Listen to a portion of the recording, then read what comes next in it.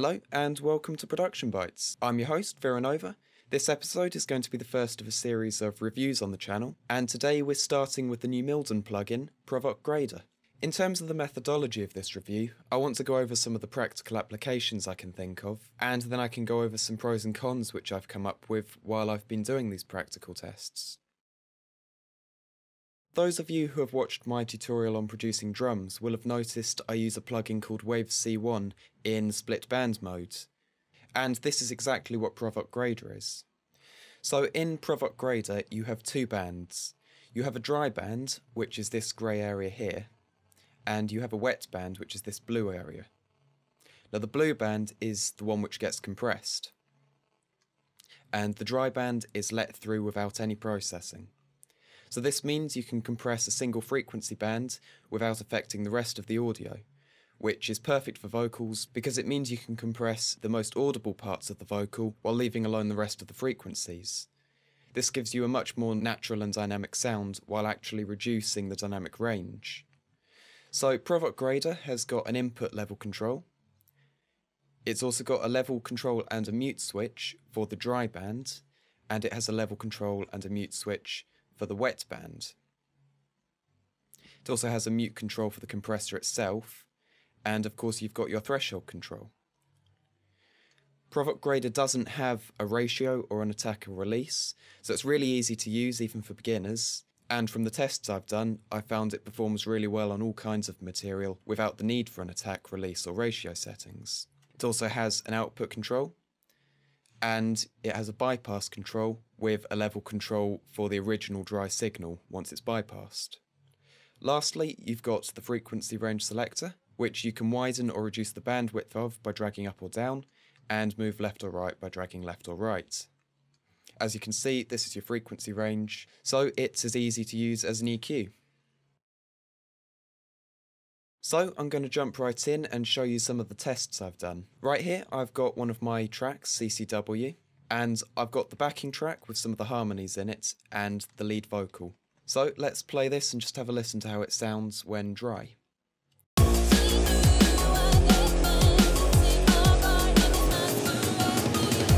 now walking away, don't you remember days I remember, but then you were betrayed, straight through your heart, straight through your face.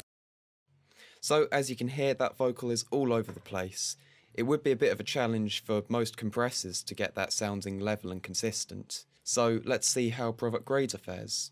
So I'm going to use Provoc Grader how it was designed. I'm just going to compress the frequency ranges in the vocals which are most audible and most dynamic. So I'm going to leave the low ends alone below 500 Hz, and I'll leave the high ends alone above about 6 kHz.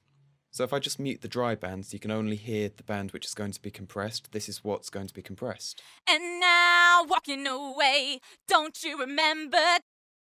And this is what's not going to be compressed. This will be left alone. And now walking away, don't you remember? So let's have a shot at this. And now walking away, don't you remember days I remember, but then you were betrayed, straight through your heart. So because I've compressed the mid frequencies now, I'm just going to raise the level of them a little bit. And now walking away, don't you remember days I remember. And there you go. Sounds a lot more consistent. It's also still got a lot of life in it because I've only compressed the most important frequency range. And overall this has performed really well. Let's put this back in the track. And now walking away, don't you remember days I remember. And now walking away, don't you remember days I remember. And now walking away, don't you remember days I remember. Now I've just set up a fruity limiter in compressor mode to compress as I would normally have compressed before using Provoc Grader.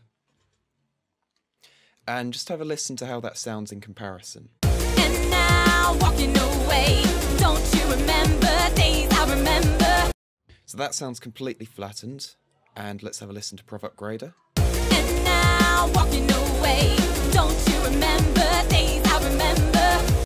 And you can hear, especially when it gets to the quieter bits around here, there is more life in the Provoc Grader version, but you can still hear it just as clearly. Walking away, walking away, walking away, walking away. And although you perceive it a little bit quieter, there's definitely more life in it, and you can still hear it just as clearly because those important frequencies have been levelled out. So this is definitely a stylistic preference. You might want that more in-your-face sound that you get with a broadband compressor like the Fruity Limiter. However, if you're looking for a more natural sound, the Provoc grader definitely wins out. Now, because Provoc grader allows you to compress specific frequency ranges, what it also becomes useful for is jobs like De-Essing, where you just want to compress the high frequencies to remove sharp S sounds, such as this. So here, walking away. As you can hear on the S sound in it is really loud compared to the rest of the vocal, and it could get in the way of the vocals themselves in the mix. So what you can do with this is pop in Provoc grader, set your frequency range to the top of the frequencies, above about 5 or 6 kilohertz, and this is what it sounds like. So here, walking away. So here, and all you have to do then, if I unmute this band, is drag down your threshold until it pushes back that S sound. So here, walking away. So here, walking away. So here, walking away. And it just pushes back the sharpness in the S. Now, for those of you who have seen my tutorial on producing drums, you'll know that I used the Waves C1 split band mode for processing drums and shaping the sound. So when I first saw this plugin, something I was really interested in was whether this would be able to cope with that. Now here I've got a drum loop, and this is what it sounds like. So let's say I want to compress that snare back into the mix, but I don't want to crush the life out of it, and I want it to continue to sound natural. So what I can do is I can set my frequency range to around 2 kilohertz, which is where the top end of the snare hits, and then I can just compress that back into the mix.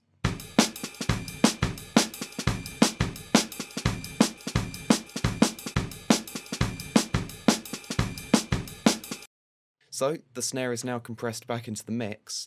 It still sounds natural, the low end is still able to punch through, but I've gotten rid of the sharpness in it. Likewise, if I just want to get rid of the punch in the low end, I can just select around 200 Hz and do the same here.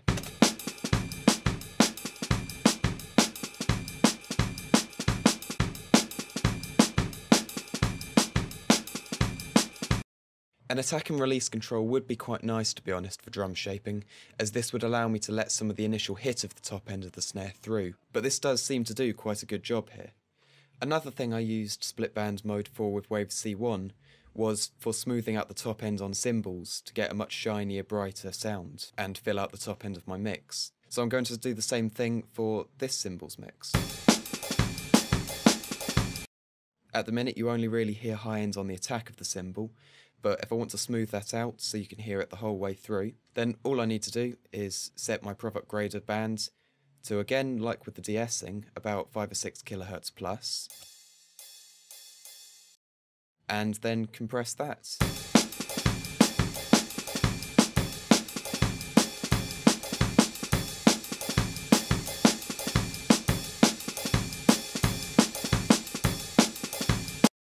So it sounds a lot shinier now, and here's a comparison.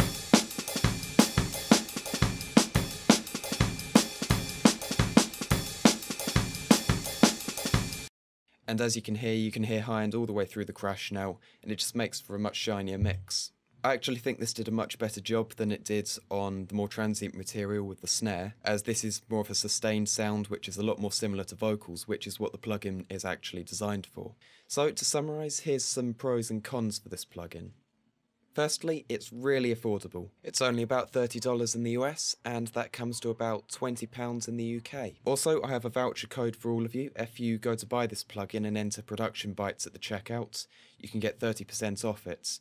Secondly, it does its job great. You can get really natural and tight sounding vocals with very little effort and very little knowledge of sound or compressors. And I also found it was good for drum shaping, although an attack and release control would help with that. Also, it's really low on CPU usage. It only uses about 3% CPU when it's the only plugin loaded in FL Studio for me, whereas the FL multiband compressor uses 4% and Sorcery, which is a 5-band compressor, uses 7%. So it's a lot more economical, especially if you're loading up lots of instances of it. The cons? As I've already said, it would be nice to have attack and release controls, which would make it a lot more versatile, especially if you're using it for drum shaping, and a ratio control would have been nice as well. But for the job it's designed to do, it does a great job, and you don't really need the attack and release or ratio controls. So my opinion of this plugin is that it's really good for what it does. It could be a little more versatile though, in that I would quite like to be able to use this to shape drums with. And I'm sure many of you guys who have seen my drums tutorial would like to have a cheap alternative to Waves C1 for split band compression. However, it did do quite a good job of shaping drums without the attack and release settings. So that's it for this review. I hope this has helped in some way. Remember, if you want a copy of this, you can get 30% off by using the code PRODUCTIONBYTES at checkout. And I'll put some links below to the plugin and the track I used in this video. Lastly, if you want to see a bit on the drum shaping I was talking about, I'll put a link down there too. And for more reviews and tutorials, please do subscribe and like and comment, and I'll see you next time on Production Bytes.